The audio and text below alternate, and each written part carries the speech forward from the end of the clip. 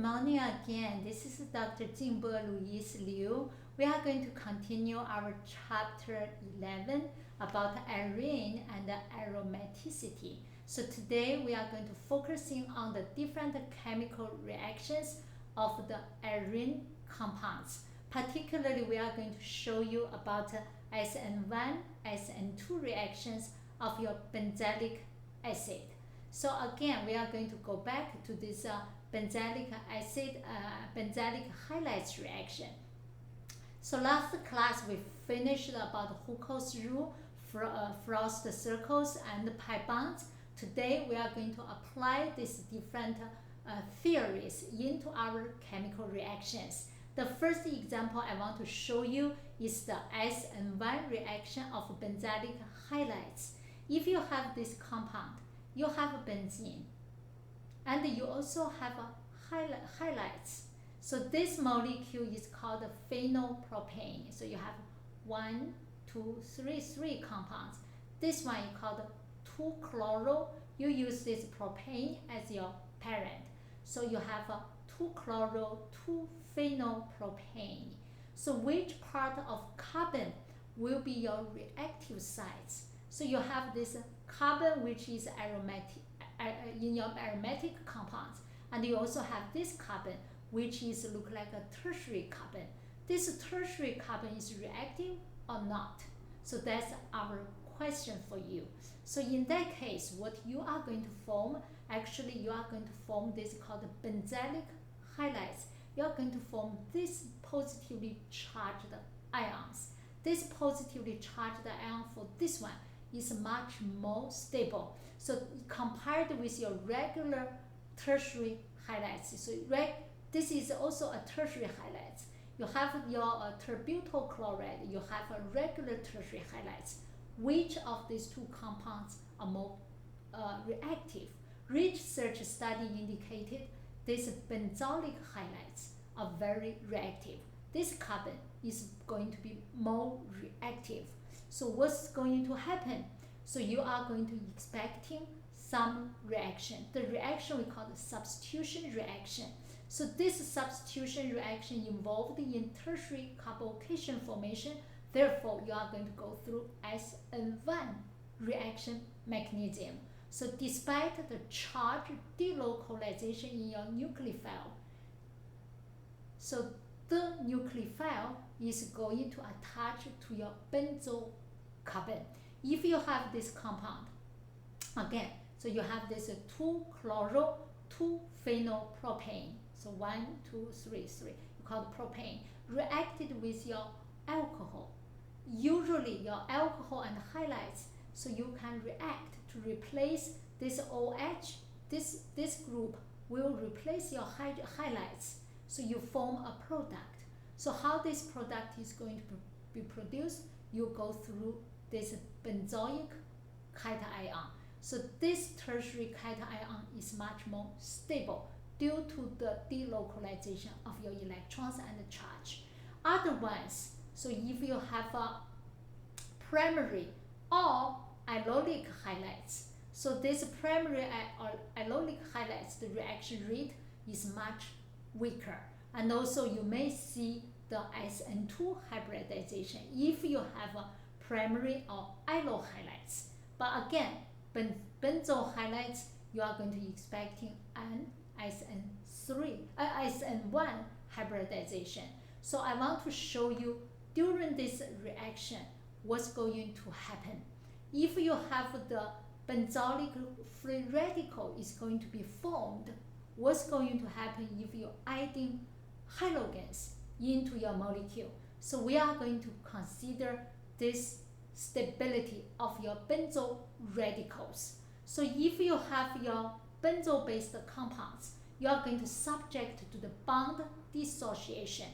The bond dissociation enthalpy is going to be an important measure for us to quantify the stability of benzo radicals. So again, if you have my toluene, you have your Ch3 here. This carbon involved in a homolytic bond cleavage. Your hydrogen is taking away 1 electron, retain 1 electron to form hydrogen atom. and then the methyl group is going to have one more electron. This group you call the benzyl radical. This benzyl radical has a bond dissociation energy which is 355 kilojoules per mole. Compared with your allyl-based compound, if I have my propane, so you are going to produce an allyl radical. This allyl radical have a 368 kilojoules per mole in terms of bond dissociation enthalpy. So the tertiary ones, so you are going to see you have a 360 Celsius. What you found, your benzyl radicals compared with your allyl radicals look like much more stabilized. So much more stabilized, meaning this benzoic reaction will be more favorable. So in terms of benzoic halogenation, particularly we are going to learn one of the bromination. Benzoic bromination can be easily happened. So if you apply benzoic halides, which is selectively formed, so in that case, you see this reaction, you have this benzoic carbon.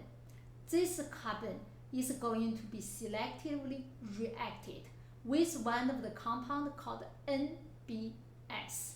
This NBS has a formula, so like what we write it called N-bromosuccinimide. So this is NBS. This reaction can occur at 80 Celsius. You must use benzoyl peroxide and tetrachloromethane as your reagents. You do produce a benzoic bromide. So this benzoic bromide is called bromo 1-phenylethyl. It's 1, 2, so 1 bromo, 1 phenylethyl.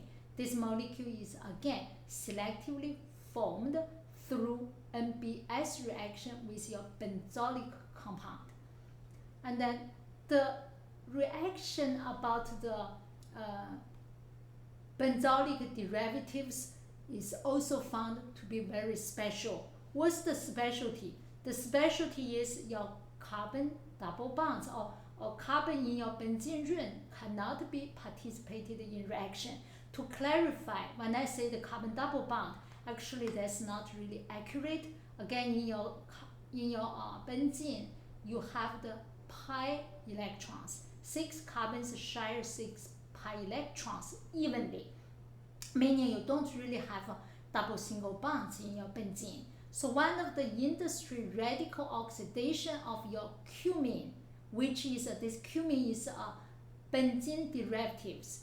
This reaction, this oxidation reaction is followed by acidic oxidation reaction. So first of all, you are going to oxidize this molecule is called cumene.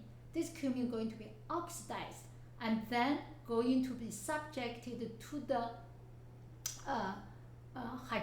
acidic catalyzing to decompose to phenol. What does that mean? Meaning if you have this cumene, so you have this allyl group, you have this radical group, you have this group, this carbon will become to OH under oxidation and acidic decomposition. So you produce a phenol and an acetone. What I want to say, you break up this carbon-carbon bond. So the benzene group is going to be connected to an OH to form a phenol. So this part is actually have 1, 2, 3 carbon. You are going to produce an acetone. So that's your chemical reaction. This reaction actually subjected to the radical reactions. You are going to produce, you are going to convert your cumene under oxidizing agent such as oxygen to produce called a cumene radical. You form this radical. This radical is going to be further connected to your oxygen to form this one we call the cumene hydroperoxy radical. You form a peroxy radical. This peroxy radical is very unstable, going to be break up. I believe we are going to show you couple oxidizing mechanism of your oxidization reaction in the following lecture. Another reaction is about oxidation of your substituted benzenes. Again, you have this one substituent, second substituent. You have, let's see, this part is actually your toluene. This molecule 1, 2, 3, you have isopropyl. This is called P14 substituent p-isopropyl toluene. This molecule is going to be oxidized to produce two carboxylic groups. What happened if you apply very strong inorganic oxidizing agents? The oxidizing agents, this oxidant, inorganic oxidants, will oxidize the alkyl benzenes into the carboxylic acid. So to repeat, strong inorganic oxidants oxidizes alkyl benzenes. These alkyl benzenes have at least one group which connected to the benzoic carbon. One of the benzoic hydrogen was replaced by the alkyl group. In this case, this alkyl group, no matter what group this is, will be oxidized to the carboxylic acids. So you have methyl over here. This is your methyl converted to COOH. This is your isopropyl 1, 2, 3. Isopropyl going to be converted to another carboxylic group. This carboxylic group we call the BTC, called 1,4-benzene dicarboxylic acid. This is called BDC.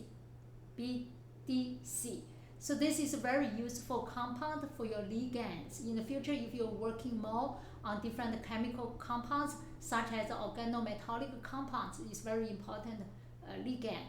If you have another compounds, it's also benzene derivatives. You have a chloro. This is O12. So except chloro is your toluene, you have also chlorotoluene.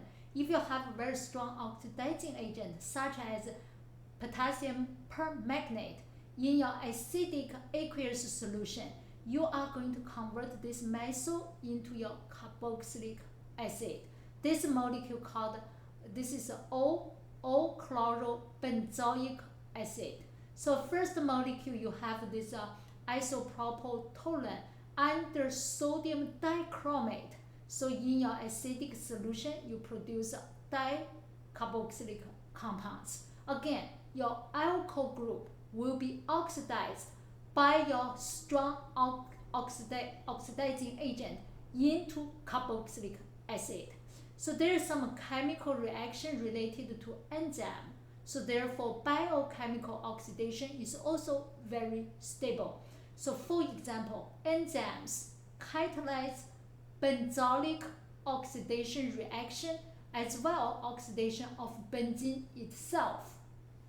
For example, if I have my toluene, this CH3 under this P-45, this is one of the enzyme which existing in our human organ liver. So you are going to convert this methyl into carboxylic acid.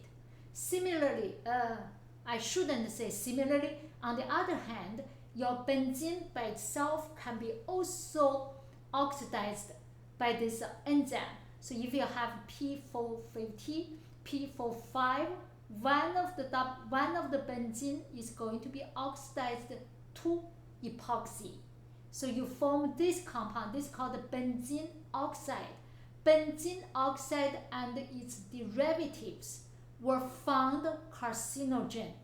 So again, so if you oxidize the benzene, so this benzene oxide and its derivatives were found carcinogen. So that's another reason to tell everybody, when you inhale benzene or chronic exposure to benzene, carcinogen compounds will be produced.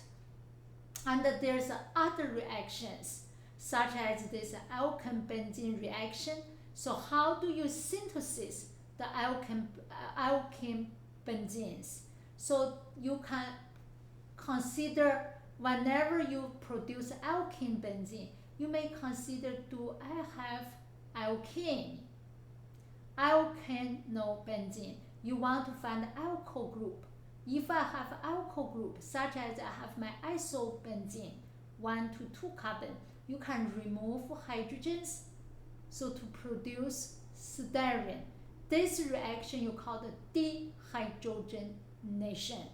For my benzene derivatives, if I have somewhere have this alcohol based, you also can remove a water molecule to produce some product we call this is also styrene. You have a M-chlorostyrene. You form another double bond. This reaction called dehydration reaction. Similarly, if you have halides, you can use dehydrohalogenation to produce another carbon-carbon double bond. So let's take a look of the details. The first one about the dehydrogenation. This is normally an industry procedure. You are going to convert isobenzene into styrene by removing 1 moles of hydrogen molecule. This reaction needs 630 Celsius using zinc oxide as your catalyst. Your dehydration reaction, for example, if you have this called 1-M-chlorophenol. This is 1, 2, 1, 2. You have 2. This part you have an ethanol. This ethanol called phenoethanol, but you have a chloro on your phenol. It's M-chloro. This whole functional group in the first carbon. So you call it 1-M-chlorophenoethanol. This compound under potassium hydrogen sulfide, you heat it up, you are going to produce M-chlorostyrene, which turns out to have a very high product yield. Also about this dehydrohalogenation, again, if I have this molecule is, you name this molecule as propane.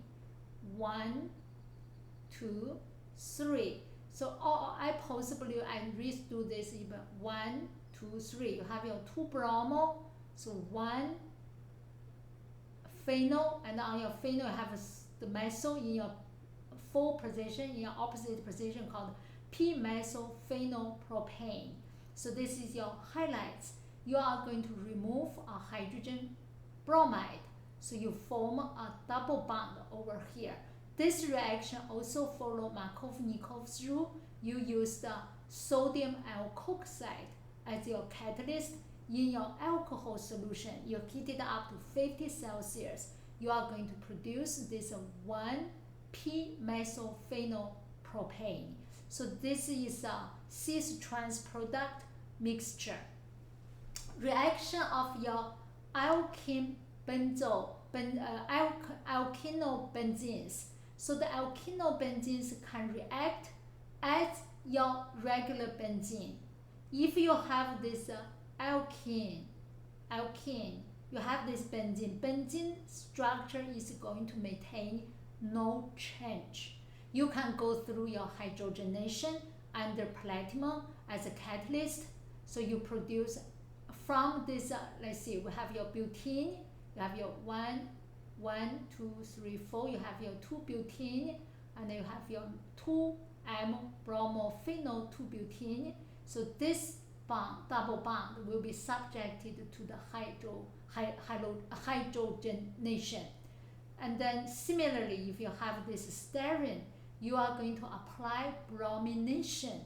So this bond will be subjected to the addition of your bromine. So you produce 1,2-dibromo, 1,2-dibromo, 1-phenolethene. This is my 1, 2. This is your ethene. So 1,2-dibromo and 1-phenolethene. So again, what I intend to say, so this benzene ring is going to be stable. if you apply addition reaction such as hydrogenation, such as bromination. And some of the molecules can subject to the polymerization. Polymerization of your benzene subderivatives is very important for you to produce polymers, such as polystyrene. Polystyrene is started from your styrene, and then you go through the radical polymerization. The radical polymerization is very similar to what you learned from your previous class. You are going to subject to the bond homolysis if you apply heat under oxidizing agent, and then you are going to have your radical addition, and then you are going to have a further radical addition, and then you are going to have your termination. Essentially, you have initiation, propagation, termination reaction. So the polystyrene reaction, oops, I think I'm a little too quick. So first step called homolysis. If you have this molecule, so you are going to subject the bond cleavage. This bond cleavage is called homolytic cleavage. Each of these radical is very reactive. This is a peroxide. This radical is going to bond with your styrene. So this double bonds also going to subject it to the homolytic bond cleavage. So make your carbon, this allocarbon, benzoic carbon, this not allocarbon, sorry, benzoic carbon forms a radical. This radical is reactive. This radical can further react with your carbon double bond from your styrene, so produce an enlarged radical. This radical is going to be continuously reacting. So what you found, this styrene is your monomer to produce a polymer. So you are going to repeat the addition of your benzo radical. This benzo radical, let me go back. This benzo radical is going to be adding into your styrene. This reaction, benzo radical, adding to your styrene is going to be repeating. Eventually, you are going to form a polymer, polystyrene. This polystyrene is commonly used for insulation. The other reaction, which is called Burke reaction, this reaction is a reduction reaction. If you have benzene derivatives, such as your terbutylbenzene, so when you apply a strong base, such as you apply sodium dissolved in ammonia liquid, you are going to subject to a reaction which is going to break down your benzene rings. Not break down the benzene rings, break down the pi bonds in your benzene. So what's going to happen? You are going to produce a dienes. Originally, you have 6 carbons. You have six pi electrons. You are going to break up this pi bond in your benzene. So you form a 1-terbutyl, 1,4-cyclohexane. So make sure you see what happened. So you are not going to produce another one. You are not going to produce 1,3, but 1,4. So this one is going to be produced. This carbon is going to form a double bond, not the other way. This carbon double bond will be formed. So what happened? So in your benzene, you are going to have your solvated electron. The electron is resulting from the sodium dissociation. Electron is going to be solvated by your ammonia. This solvated electron is going to be attracted by your benzene pi bond. So you break up these double bonds. This double bond will be breaking up. Hydrogen will be added into this carbon. Similarly, this part is going to be break up. So meaning the electron from these 2 double bonds going to form a new double bond over here. So that's why you form the cyclohexadiene. That cyclohexadiene is 1,4-cyclohexadiene. So the Burke reduction involved in, I believe, totally 4 steps. The first step called electron transfer, second step called protonation, third step also called electron transfer, and then your protonation. So let's take a look. If you have this benzene, including the derivatives, so you are going to react with electron, which is solvated. This solvated electron is going to be attracted by the carbon-carbon double bond. So you're adding this carbon into a non-paired electron. This bond will be cleavaged to form double bond in this single bond. So and then what happened, because you're adding one more electron addition, so you're causing one carbon to form a negatively charged anion. And then this propagation is protonation is going to occur due to you have your methanol or ethanol. For example, your methanol. If you have your methanol, the hydrogen from your methanol is going to be attracted by the unstable negatively charged carbon anion. So you're adding your hydrogen into this carbon, and then you have a radical. So this carbon break up, this carbon double bond break up. So one electron go to this bond, another electron also go to this bond. So here you form a radical. The other carbon you form a negative charge. So this anion radical is not stable, reacted with hydrogen from your methanol to be protonized to form this radical. This radical again is not stable. It's going to subject to the further electron transfer. So in your solution you have lots of solvated electron. Solvated electron is going to be paired with this radical, resulting in a negatively charged carbon negative anion. This anion again will react with proton from your ethanol. Therefore, you are going to produce this Burke product. Burke reaction is a reduction reaction. You reduce your benzene into your dienes, 1,3-dienes. So that's what happened for the reaction.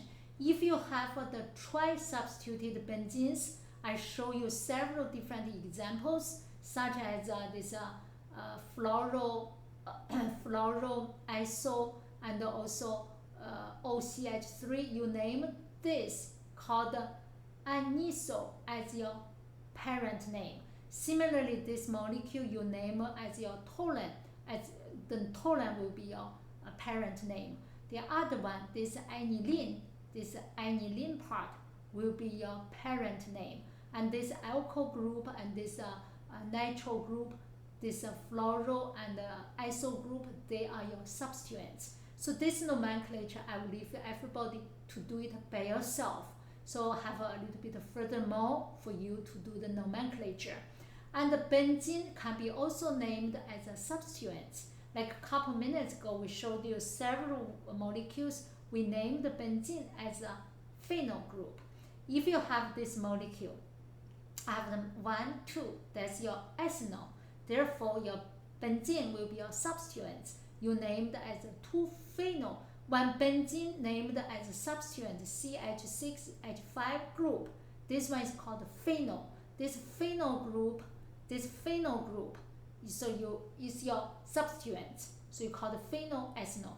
This one is your this one you have a CH5, CH2 negative. This particular molecule you call the benzo group. You call the benzo bromide. Before we call the bromo toluene, you call this CH5, CH6, CH5, CH2. You call the, it's like your toluene. You named that as, if it's CH3, you name it as toluene. In this case, you call the benzo group, phenyl group, benzo group. Phenyl group is about the benzene itself. You lose one hydrogen. This group you call the phenyl. Otherwise, you have your CH6, CH5, CH3. If this toluene becomes a group, you call the benzyl group. Be careful with phenyl and benzyl group. And then you have a more nomenclature of biphenols. You have two different rings. They are not shared carbon bonds in this case, so you are going to name it as bipheноls. And then also you have these different functional groups. You name it. So chloro, this OCH3 called methoxy, like alkoxide. So the other one you have this chloro. How do you name them? You have biphenyl chloro. Chloro, where this is? This is you start from this carbon. This carbon is a carbon 1, 2, 3, 4, 5, 6. This is 1 prime, 2 prime. So you name this way. So you call the 4-chlorobiphenyl or p-chlorobiphenyl. And there is a more polycyclic aromatic hydrocarbon. You call this group called PAR, PAH. These PARs, they have lots of common names, such as if you have two benzenes, they are fused together by sharing two carbons. In this case, you call it naphthalene.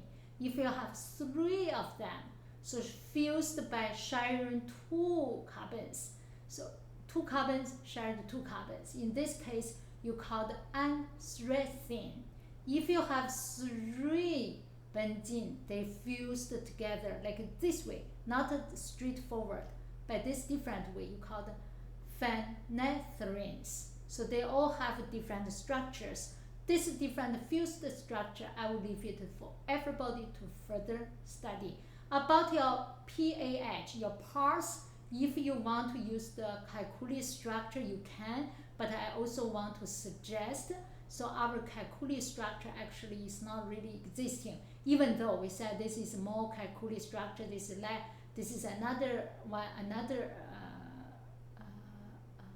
resonance structure, second resonance, but so I still prefer the hybrid resonance is what we are really discussing. And then I have a couple more molecules related to benzene, so which is a fluorine, carbon nanotube, and graphene for you to further study. About the physical property about your benzenes, which are very different. Boiling point of benzene is similar to the closely related compounds.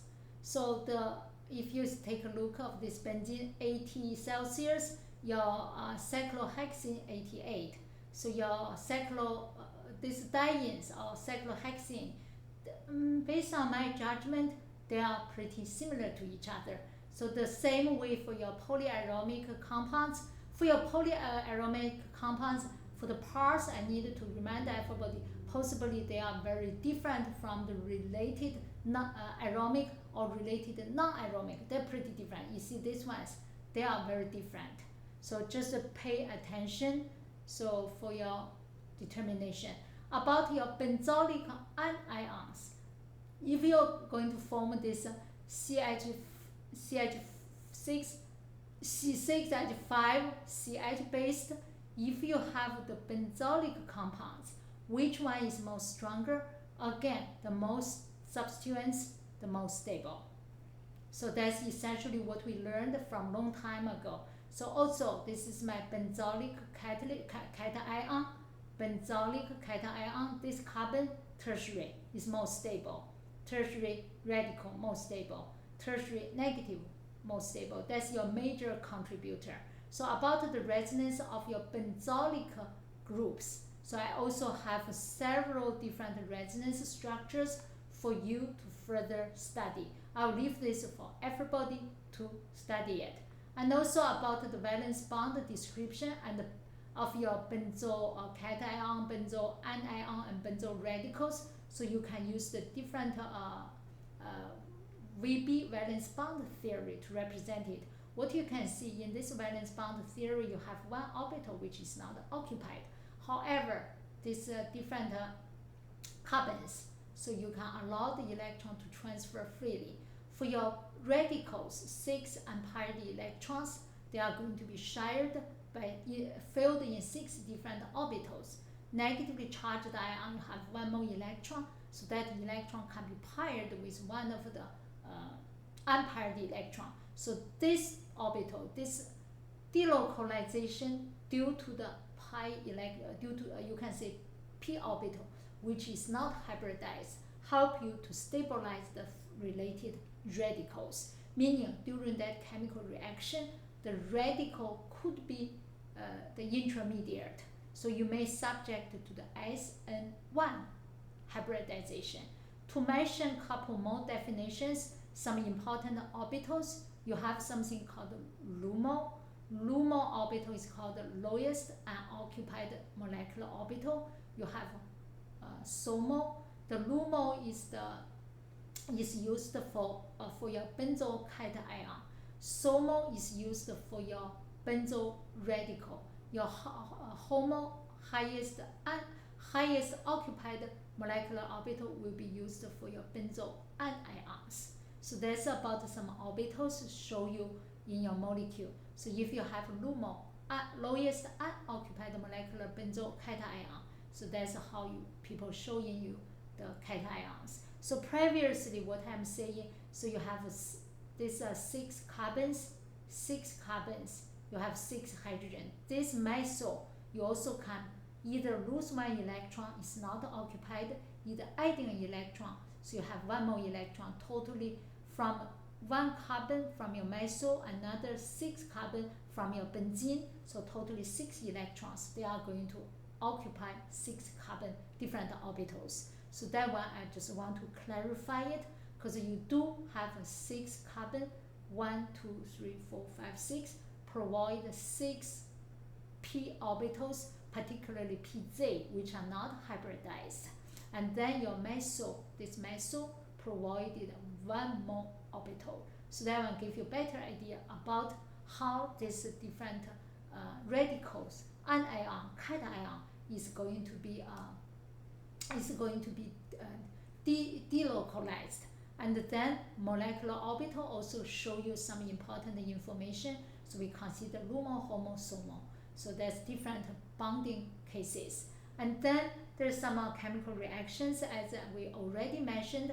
If you have this alkeno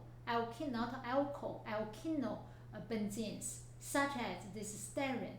So when you apply addition reaction, such as if you have this hydrogen halides, you are going to go through 2 different chemical reaction mechanisms. One is called Markov-Nikov's reaction, another one called anti-Markov-Nikov's addition.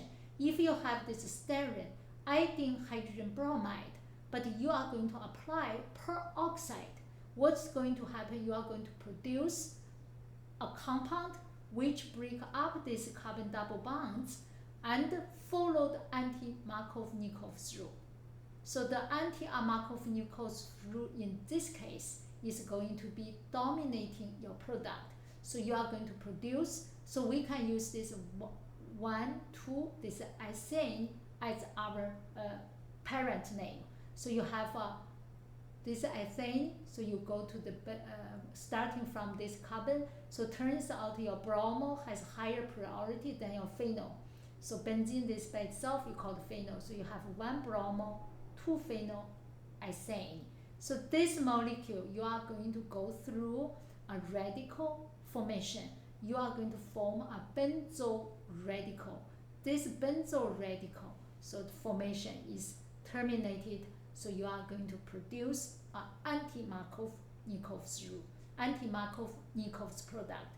This is something a little special I want to emphasize to you. I believe up to this point we finished the chapter 11 about arenes and aromaticity.